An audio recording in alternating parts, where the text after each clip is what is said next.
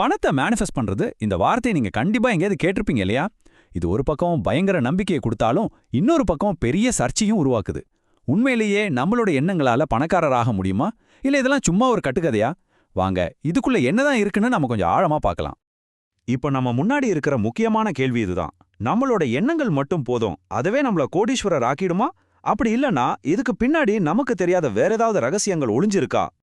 மேனிஃபெஸ்டேஷனுக்கு ஒரு simple idea இருக்கு. நீங்க ரொம்ப கஷ்டப்பட்டு உழைச்சா மட்டும் பத்தாது, உங்களோட மனநிலை, உங்க எனர்ஜி, அப்புறம் சில ஸ்பெஷல் டெக்னிக்ஸ் இதெல்லாம் வச்சு பணத்தை ஒரு காந்த மாதிரி இழுக்க முடியும்னு சொல்றாங்க. கேட்கவே ரொம்ப சூப்பரா இருக்குல்ல? சரி, இதுல 2 முக்கியமான பிரிவுகள் இருக்கு. ஒன்னு லா ஆஃப் அட்ராக்ஷன், அதாவது ஈர்ப்பு விதி. இன்னொன்னு லா ஆஃப் அசம்ப்ஷன், அதாவது அனுமான விதி. ஈர்ப்பு விதி என்ன சொல்லுதுன்னா, நீங்க ஒரு ரேடியோ மாதிரி, உங்களுக்கு என்ன வேணுமோ அந்த ஃப்ரீக்வன்சிக்கு உங்களை நீங்க டியூன் பண்ணணும்னு சொல்லுது. ஆனா அனுமான விதி இன்னும் ஒரு படி மேல போய் உங்களுக்கு என்ன வேணுமோ அது ஏற்கனவே கிடைச்சிட்டதா நினைச்சு அந்த உணர்வோடுவே வாழணும்னு சொல்லுது. ஒன்னு வேணும்னு கேக்குது, இன்னொன்னு ஏற்கனவே இருக்குன்னு வாழுது. ஓகே, அப்போ இந்த ஐடியாலாம் எங்கிருந்து வந்துச்சு? இது எப்படி உண்மையிலே செய்யறது? வாங்க பார்க்கலாம். இது ஒன்றும் நேத்தினிக்கு வந்த விஷயம் கிடையாது. இதுக்கு பின்னாடி ஒரு பெரிய 100 வருஷ வரலாறு இருக்கு. பாருங்க, இதோட ஆரம்பம் 1877ல இருந்திருக்கு. ஹெலனா பிளாவெட்ஸ்கிங்கிறவங்க தான் ஈர்ப்பு விதின்ற வார்த்தையை முதல்ல கொண்டு வராங்க. அதுக்கப்புறம் வாலஸ் வாட்டில்ஸ், நெப்போலியன் ஹில்லுன்னு பெரிய பெரிய ஆளுங்க எல்லாம் இதை இன்னும் டெவலப் பண்ணாங்க. ஆனா 2006ல தி சீக்ரெட்னு ஒரு புக் வந்துச்சு பாருங்க. அதுதான் இந்த விஷயத்த உலகத்துக்கே கொண்டு போய் சேர்த்து ஒரு $multi-billion இண்டஸ்ட்ரியாவே மாத்துச்சு. சரி, இதை எப்படி பண்றது? இதுல ஒரு 4 முக்கியமான ஸ்டெப்ஸ் இருக்கு. 1, உங்களுக்கு என்ன வேணும், எவ்வளோ பணம் வேணும்னு ரொம்ப தெளிவா முடிவு பண்ணுங்க. 2, அந்த பணத்தோட நீங்க சந்தோஷமா வாழ்ற மாதிரி தினமும் கண்ணை மூடி கற்பனை பண்ணி பாருங்க. அந்த ஃபீலிங்கை கொண்டு வாங்க. 3, ஏற்கனவே உங்ககிட்ட இருக்கிற விஷயங்களுக்கு நன்றி சொல்லுங்க. 4வது, ரொம்ப முக்கியமானது, சும்மா கனவு மட்டும் கண்டுகிட்டு இருக்காம அந்த கனவை நோக்கி சின்ன சின்ன ஸ்டெப்ஸாவது எடுத்து வைக்கணும். இதை செய்யறதுக்கு மக்கள் என்னென்ன டெக்னிக்ஸ்லாம் யூஸ் பண்றாங்க தெரியுமா? டெய்லி நான் பணக்காரன்னு எழுதுறது, அவங்க ஆசைகளை எல்லாம் ஒரு போர்ட்ல படமா ஒட்டி வச்சு பார்க்கறது, அதாவது விஷன் போர்டு. அப்புறம் சிட்ரின், பைரைட்னு சில அதிர்ஷ்ட கற்களை வச்சுக்கிறது, 888 மாதிரி நம்பர்ஸை பார்க்கறது, ஏன் சில குறிப்பிட்ட ஃப்ரீக்வன்சி இருக்கிற மியூசிக்கை கேட்டா கூட பணம் வரும்னு நம்புறாங்க. ஓகே, இதெல்லாம் செய்யறது எப்படின்னு பார்த்தாச்சு. ஆனா இது உண்மையிலே எப்படி வேலை செய்யுது? இது ஏதாச்சும் ஒரு மேஜிக்கா, இல்ல நம்ம மூளைக்குள்ள நடக்கிற ஒரு சயின்ஸா? வாங்க இந்த மர்மத்தை உடைப்போம். மெட்டாபிசிக்கல் பார்வையில பார்த்தா இந்த உலகத்துல எல்லாமே ஒரு விதமான எனர்ஜி தான். நம்மளோட எண்ணங்களுக்கு கூட ஒரு வைப்ரேஷன், ஒரு ஃப்ரீக்வன்சி இருக்கு. சோ பணத்தை ஈர்க்கணும்னா நம்மளோட மனசோட ஃப்ரீக்வன்சியை பணத்தோட ஃப்ரீக்வன்சிக்கு மேட்ச் பண்ணணும்.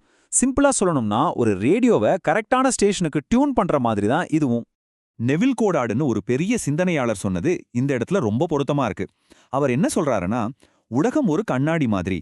உங்களுக்குள்ள நீங்க என்ன செஞ்சுக்கிட்டு இருக்கீங்களோ அதைத்தான் அது திரும்பவும் உங்களுக்கு காட்டும். அதாவது உங்க உள் மனசுல என்ன ஓடுதோ அதுதான் வெளியிலயும் நடக்கும். இப்போ சயின்ஸ் பக்கம் வருவோம் வாங்க. நம்ம மூளையில ரெட்டிகுலர் ஆக்டிவேட்டிங் சிஸ்டம்னு ஒரு பகுதி இருக்கு. சுருக்கமா RASன்னு சொல்லுவாங்க. இது ஒரு ஃபில்டர் மாதிரி வேலை செய்யும். நீங்க எது முக்கியம்னு நினைக்கிறீங்களோ அதை மட்டும் உங்க கவனத்துக்கு கொண்டு வரும். உதாரணத்துக்கு, நீங்க ஒரு புது கார் வாங்கணும்னு முடிவு பண்ணிட்டீங்கன்னா ரோட்ல அதே மாடல் காரை அடிக்கடி பார்க்குற மாதிரி ஒரு ஃபீல் வரும் இல்லையா? அதுதான் RASோட வேலை. நீங்க பணத்தை பத்தி தீவிரமா யோசிக்க ஆரம்பிச்சா பணத்தை சம்பாதிக்கிற வாய்ப்புகளை உங்க மூளை தானா தேடி உங்களை கண்ணு முன்னாடி கொண்டு வந்து நிறுத்தும். அந்த வாய்ப்பு முன்னாடியும் இருந்திருக்கும், ஆனா நீங்க கவனிச்சிருக்க மாட்டீங்க. இதனால என்ன நடக்குதுன்னு பாருங்க. நீங்க பணத்தை பத்தி நல்ல விதமா நினைக்க உங்க மூளை ஒரு சர்ச் என்ஜின் மாதிரி வேலை செய்ய ஆரம்பிக்குது. உங்களுக்கு சாதகமான வாய்ப்புகளை மட்டும் தேடி தேடி கண்டுபிடிக்குது.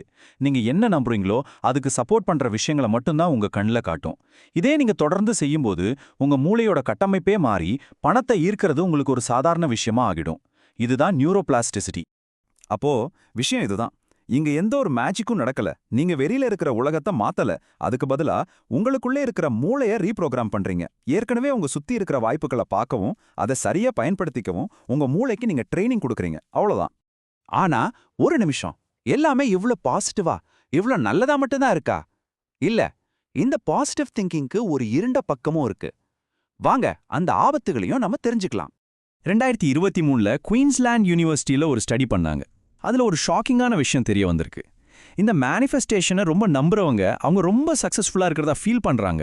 ஆனா உண்மையில அவங்க தான் அதிகமா திவால் ஆவறாங்க.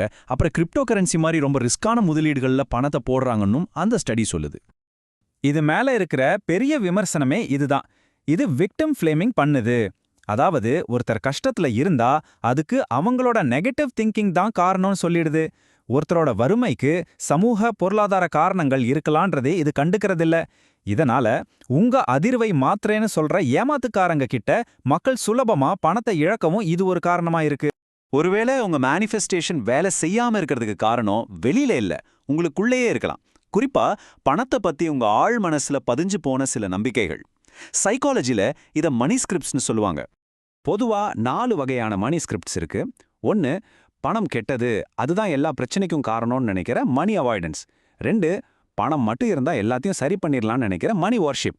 3, என் மதிப்பு நான் வச்சிருக்கிற பணத்துல தான் இருக்குன்னு நினைக்கிற மணி ஸ்டேட்டஸ். 4, எப்பவும் பணத்தை சேமிக்கணும், செலவு பண்ணக்கூடாதுன்னு கவலைப்படுற மணி விஜிலன்ஸ். இந்த 4ல ஏதாவது ஒன்று உங்க ஆழ் மனசுல இருந்தா கூட நீங்க எவ்வளவுதான் பாசிட்டிவா நினைச்சாலும் உங்க மேனிஃபெஸ்டேஷனை அது தடுத்து நிறுத்திடும். அப்போ உண்மையான சீரமைப்புனா என்ன? அது வெறும் வாயால எனக்கு பணம் வேணும்னு சொல்றதில்ல. உங்க எண்ணம், உங்க உணர்ச்சி, ஏன் உங்க நரம்பு மண்டலம் வரைக்கும் எல்லாமே ஒன்னா சேர்ந்து ஆமா பணம் வர்றது பாதுகாப்பானது, அது எனக்கு வரலான்னு முழுசா நம்பணும். அப்போதான் உண்மையான மேஜிக் நடக்கும். சைக்காலஜிஸ்ட் கிறிஸ்டின் டாவின் சொல்ற மாதிரி, நீங்க என்ன வேணும்னு சொல்றீங்களோ அதை நீங்க ஈர்க்க மாட்டீங்க. உங்க நரம்பு மண்டலம் எதை வச்சுக்கிறது பாதுகாப்பானதுன்னு நம்புதோ அதைத்தான் நீங்க ஈர்ப்பீங்க. பாருங்க எவ்வளவு ஆழமான கருத்து. அப்போ கடைசியா நம்ம ஆரம்பிச்ச இடத்துக்கே வரோம். மேனிஃபெஸ்டேஷன் ஒரு பவர்ஃபுல் டூலா இல்ல ஒரு ஆபத்தான மாயையா? பதில் ஒருவேளை ரெண்டுமே இருக்கலாம். சரியான வழியில பயன்படுத்தினா அது உங்க மூளையோட சக்தியை திறந்து விடுற ஒரு சாவியா இருக்கும்.